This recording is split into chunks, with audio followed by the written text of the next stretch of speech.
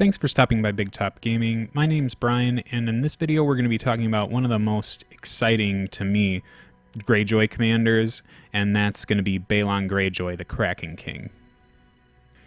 Now there's a lot of anticipation built around the Greyjoy release, and with good reason. The commanders that are going to be available right off the bat are quite phenomenal. I mean, between Victarion and Asha Greyjoy, we have a lot of really cool options and some neat tactics that we can employ in this army, but the one that I'm really excited about is Balon Greyjoy, and that's the one I kind of wanted to start out with first. When it comes to his tactics cards, which I feel like are the core of how you would manipulate and build the army around, we have the first one coming in as Acceptable Sacrifices. This is a unique card to Balon and triggers at the start of a friendly turn. You target one friendly combat unit other than Balon Greyjoy's unit and attach this card to them until the end of the game. While attached, this unit suffers +1 wound from failing panic tests, not attacks, and all other friendly units within short range gain +1 to their panic test rolls. When this unit's destroyed, you target one friendly unit within long range, and then they restore +2 wounds, and if they have the pillage mechanic, they gain 1 pillage token.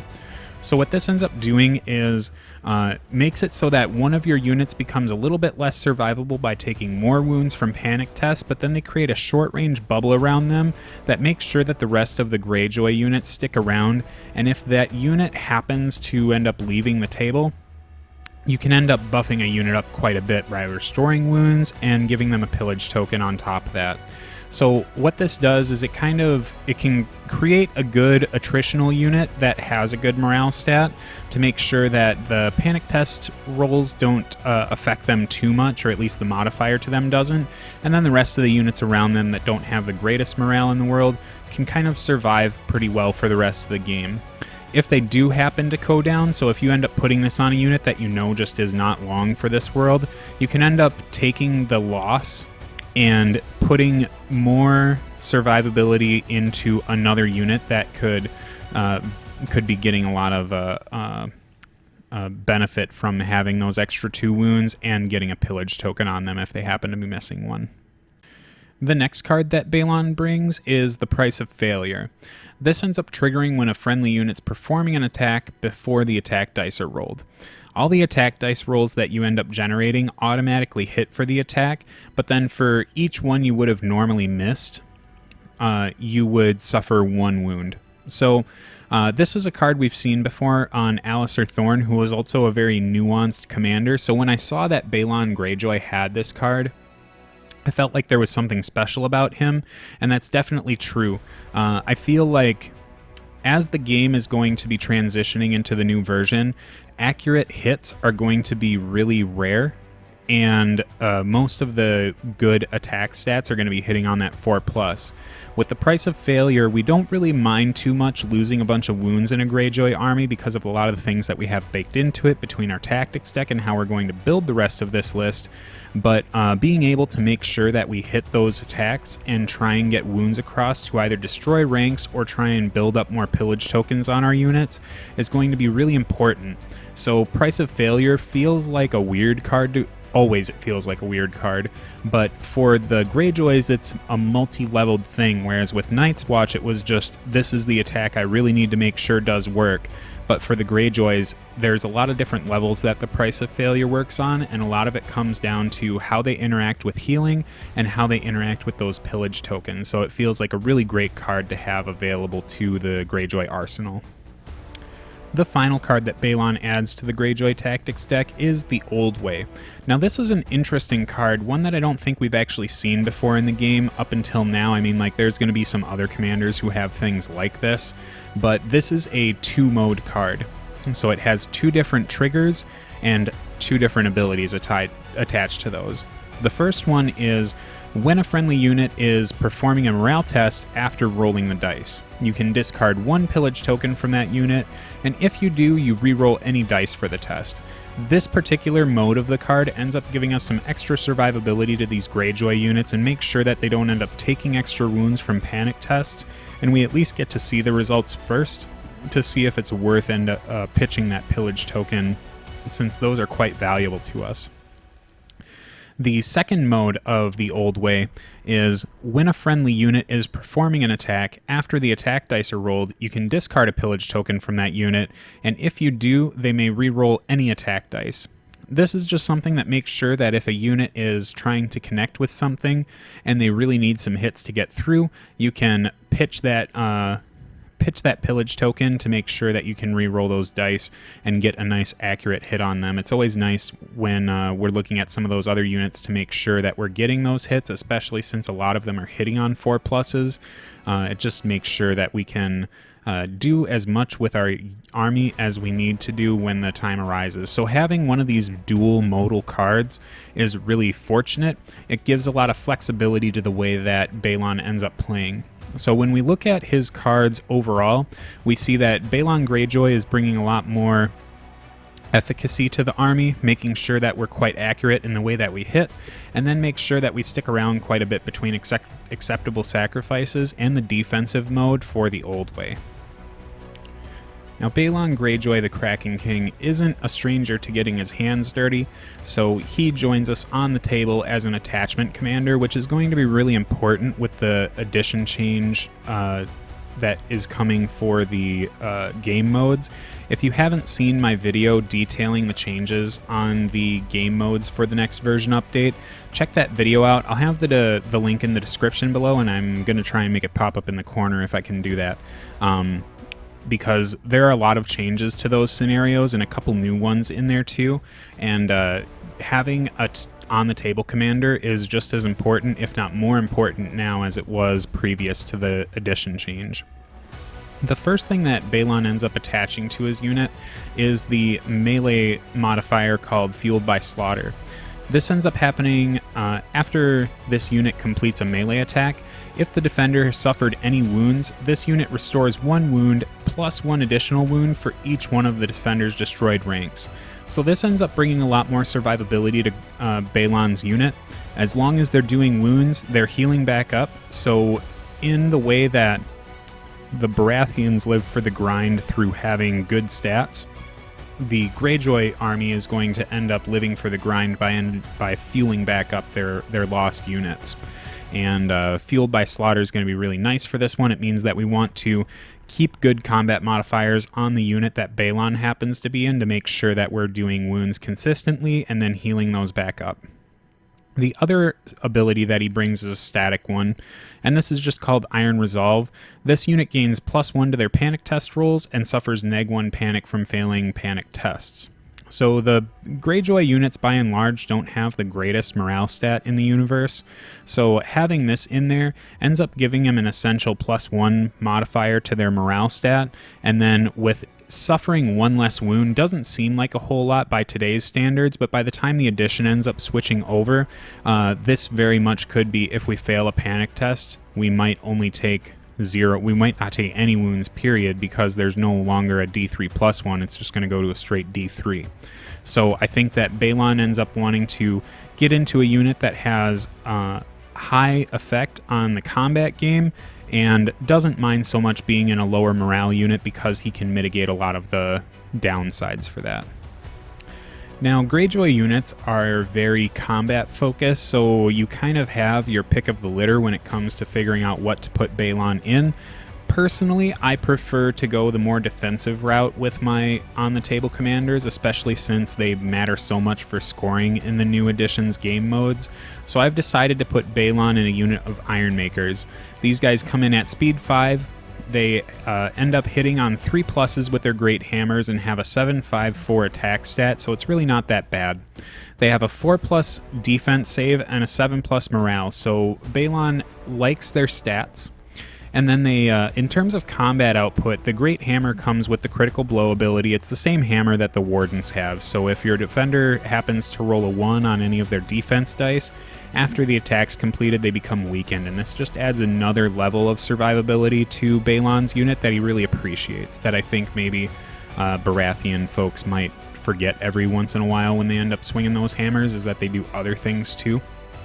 But we have the pillage ability on this unit, which I won't go into deep details in. If you want more of a look at the core mechanics of how Greyjoys work, leave a comment below and let me know. I haven't really zoomed in on the core strategies of factions overall. I've really just gone into discussions on particular commanders. So if that's something that you want me to explore with the Greyjoys, let me know and I'll get right on it. Otherwise, when it comes to what they do with those pillage tokens, they have the ability called rated armaments. So for each pillage token that's on this unit, they end up gaining +1 to their defense dice rolls. So this unit could easily go up to a 2+ save because they can hold 2 tokens. And for a 7-point unit, it starts to make a lot of sense why they have that price tag attached to them. And putting something like Balon in here means that they should be making it through the long haul of the game and doing quite a bit of damage between the Great Hammer and a lot of the other abilities that Greyjoys end up bringing in their tactics deck. So the next unit that we're going to touch on for this army that I think is going to be pretty prevalent in all Greyjoy lists are the Ironborn bowmen. They have a speed 5, so that's kind of the theme of all the speed values in Greyjoy, but they have a long-range attack that hits on a 4+ with these Ironborn arrows that are 664. Pretty standard for your bowmen, not super amazing, but decent when we consider that attack values are going to be dropping a little bit in the new edition, or new version, sorry. Their short sword isn't much to write home about either. Hits on 4s, but then it's got a 5-4-3 attack stat, so this unit really only wants to get into combat if absolutely necessary, like you might have some kind of weird thing you can pull out, but mostly you're going to be shooting with this unit. For their Ironborn arrows, they have the ability to re-roll the attack dice when attacking enemies on the flank or rear, so we're definitely going to want to try and jockey some good positions with this unit to make sure that we can get those re-rolls when they're throwing so few dice and hitting only on 4s. They also have the ability to divide the spoils, and this happens whether they do this with a melee attack or a ranged attack. But after completing the attack, for each enemy rank that was destroyed, one friendly unit that has pillage and is in long range of the enemy that's destroyed, or the enemy that has the destroyed rank, they gain 1 pillage token. So the Ironborn bowmen kind of take this like combat-y support role where they can still do a lot of work from a long ways away, but they're also going to be spreading out pillage tokens to units that need them. So the other thing about this unit that's really good with it is that it's only 4 points, but in my opinion, it's always going to be 5 points unless you're trying to, use them a little differently. But the attachment that I've decided to add to this unit is the Reaver Captain, and for 1 point, we get the ability Outflank, so you can hold this unit off the table in reserve instead of deploying it. And then when a friendly NCU claims the maneuver position on the tactics zone, you can replace that zone's effect with deploying the unit from reserve fully within short range of any flank table edge. One of the really neat things about the Reaver Captain also is that this doesn't count towards an attachment limit on the unit, so if you wanted to put something else in here to kind of increase their combat effectiveness, you could do that. But for the Ironborn bowmen, we're not really going to be putting anything else on them, just this Reaver Captain. And what that's going to allow us to do is manipulate the table in a bunch of ways. First of all, we can manipulate our opponent's NCU placement by making them want to take that maneuver zone when it might not be the most advantageous thing for them, where if they start like round 2 and want to make sure they can draw some tactics cards or use the combat zone because the Greyjoys want that too, so there's another incentive for them to take that away from us. They might go for this maneuver position just so we don't deliver some Ironborn bowmen on a flank edge to either take over a far out objective or kind of cripple flank that's a little bit less supported. So I think that this is one of my favorite types of things to do in the game, is kind of make my opponent force themselves into poor decisions with things that aren't even really affecting the game just yet.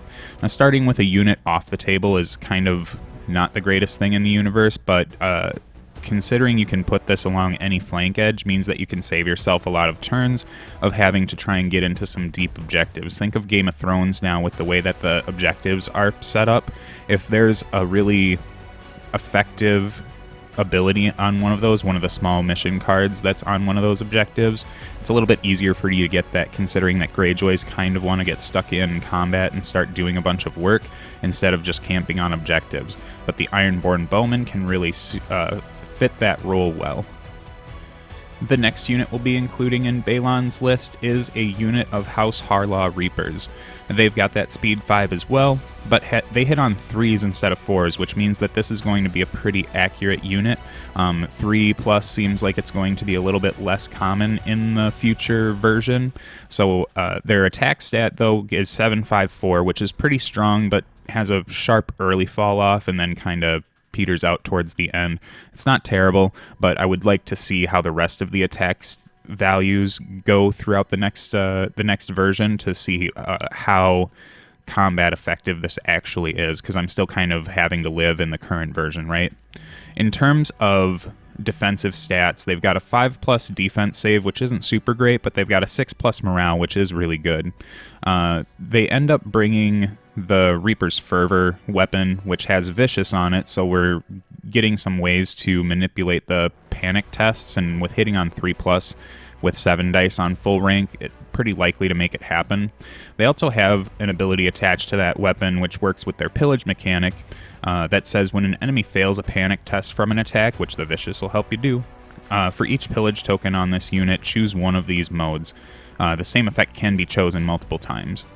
That enemy unit suffers an additional wound, or this unit, the House Harlaw Reapers, restores 1 wound.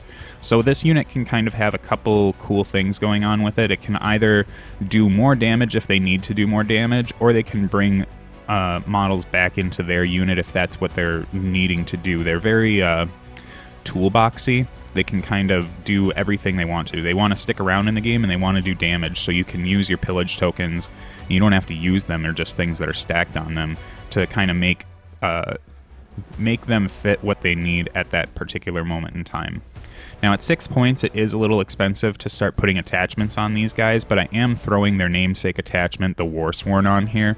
For 1 point, we get Fueled by Slaughter, and this is the same ability that Balon Greyjoy brings, and that's just that after this unit completes a melee attack, if the defender suffered any wounds, this unit restores 1 wound, plus 1 additional wound for each one of the defender's destroyed ranks.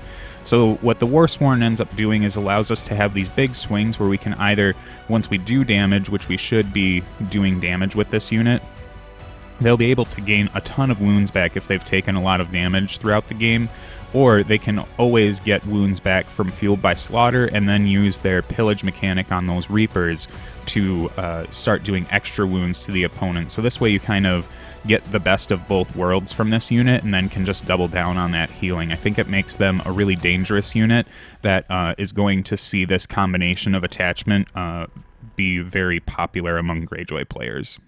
Now, to round out the combat units for this list, we're going to be dropping 2 of the Ironborn reavers, and this is what I would consider the Greyjoy's core unit. They also have speed 5. I think that's pretty much standard for everything in Greyjoys right now. Now, they don't hit super accurate. They've got a 4+ to hit on their reaver axes, but their attack stat's really good with a 764, and even by today's standards, that's really good for a 5-point unit. They've got that steep fall off at the end, but they're mostly going to be hovering in that full to mid-rank range, so they'll be very combat effective for quite some time. A 5+ save and a 7+ morale isn't super great, but we've got ways to kind of mitigate that in this army.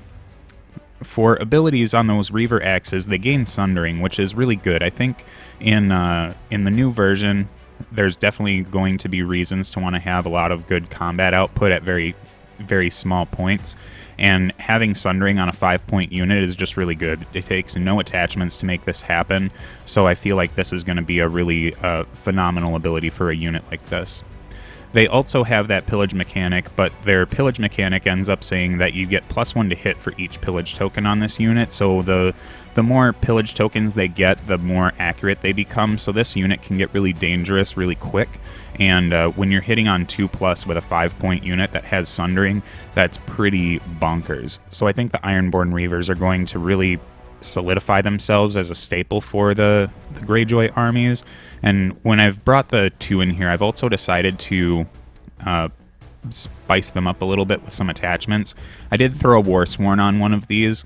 Since they do have a sharp fall off from 6 dice to 4 dice when going to their final rank, I think having Fueled by Slaughter on here is going to be really good, especially since they throw so many dice and they have Sundering. That means that we're likely to start shaving ranks off of things early, and with us only having a 5+ armor save, or defense save, it means that we're probably going to be taking some casualties quite early. So the Warsworn just helps this unit stick around a lot longer, and I feel like makes them valuable at a 6-point unit.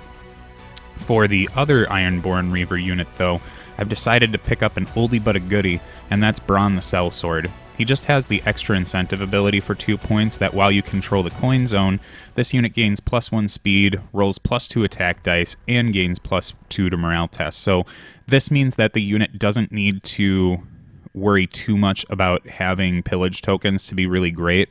Going up to speed 6 makes your charges more reliable, presents this unit a lot more early, and then they go from that 764 to 986, so even at the lowest ranks, they're still extremely dangerous, and getting +2 to morale test rolls means that this could be a unit that you target for acceptable sacrifices, and they're not going to suffer a whole lot for it. Or if they happen to be around another unit that has acceptable sacrifices, they're going to be really hard to get rid of when it comes to morale tests. The other thing about Braun the Sellsword is he kind of feeds into that theme that I've got with the Reaver Captain attached to the Bowmen. He forces your opponent to take zones that they might not want to take.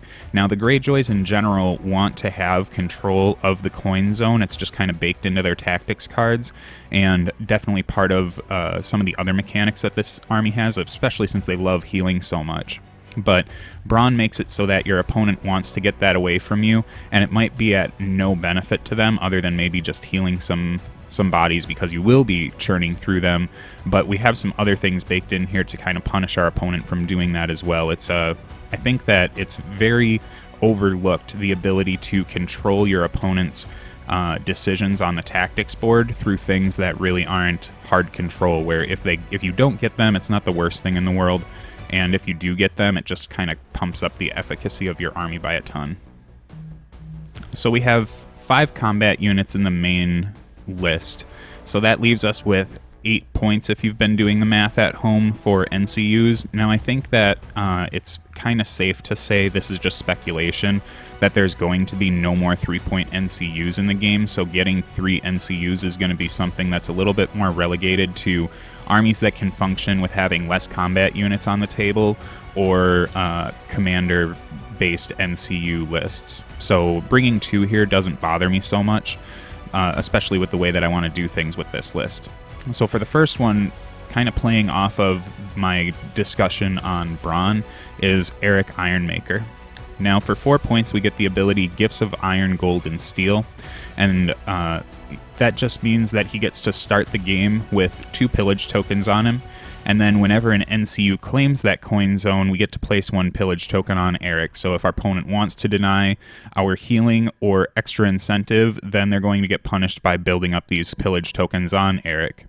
And then when Erik claims a zone, you can remove 1 pillage token from him and place it on 1 friendly unit with pillage. So this is not just a cool ability because it's cool for us, because almost all of our units have pillage except for 1.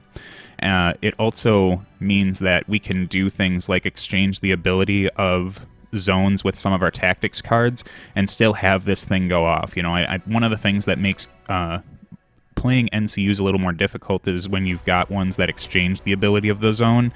It kind of bumps their efficacy down a little bit, but having Erik just act as someone who can use the zone's ability and still do what he needs to do and affect the game even when he's not on that NCU board is going to be really beneficial for us, and starting to get those pillage tokens building up early to do things like make Balon or Balon's unit be a little bit more survivable, or make our Ironborn Reavers a lot more dangerous. Even our Reapers being able to start doing extra wounds or healing wounds early is going to be really nice. And I think that once our opponent sees what we can do with the coin zone, they're going to start taking it and building these pillage tokens back up. The only thing that's a bummer about Erik is unless you're burning a lot of pillage tokens from your units, towards the late game he kind of drops off in his efficacy. But if we're using our tactics cards properly, then I don't think we'll have too many issues getting full value out of him over the course of the game. Our last NCU is going to be Aeron Greyjoy, and he has the ability Rise Again, Harder and Stronger. He can only influence Greyjoy units with his influence ability, but we're not too worried about that since all of our units in this army are Greyjoy. And while he's influencing that unit, whenever they perform an action, before resolving the action, they restore 1 wound. And then when that unit also destroys an enemy with a melee attack, it can restore 1 wound for each of its destroyed ranks. So this is just another way to make sure that we're getting a ton of wounds back into our units, especially if they're not ones that have Warsworns on them, or if we're just kind of getting a lot of damage put on our units. Aeron makes sure that we have the ability to fuel those back up. Now, once I actually get this army on the table, there's a chance that with all the Warsworns in here, that Aeron Greyjoy might not be the most effective NCU, and I would probably switch him out for Roderick, their historian fella, who ends up letting me jumble around my tactics cards a bit.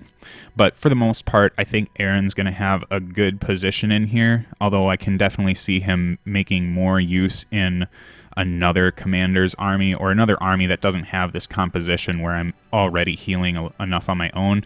But with all of the low save values, I really do feel like he's going to prove himself to be a really valuable NCU in this list. One of the other topics of discussion we can touch on while we're here on the NCU deal is that I do have a lot of points in attachments in this list, and that's just how I personally enjoy playing. I think attachments end up adding a lot of flair to the army, and getting some cool abilities just feels really good. Now, the Greyjoy units, every single one that we've talked about so far, outside of maybe the Ironborn, or the Ironborn bowmen, they all have baked-in combat shenanigans that make their output better.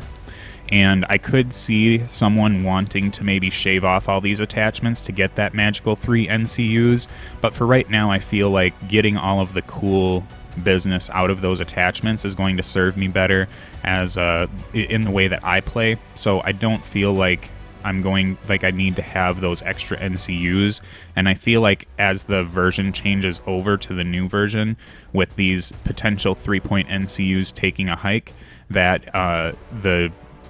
the chances of having 2 players squaring off with 3 NCUs on each side is going to be a little bit more rare. So I don't really feel like I'm losing out a whole lot on not having those 3 NCUs, but I'm sure that the game will evolve to prove me wrong or something. But for the most part, I'm happy with the way that this list looks, and I think it'll be a real blast to play on the table. I hope you enjoyed the discussion on Balon Greyjoy's unit. Again, if you want me to go over the specific tactics for Greyjoys, just leave a comment in the section below here, and that'll let me know that it's something that people would like to see happen. It's not something I've ever done before where I end up going over the base core strategies of a faction.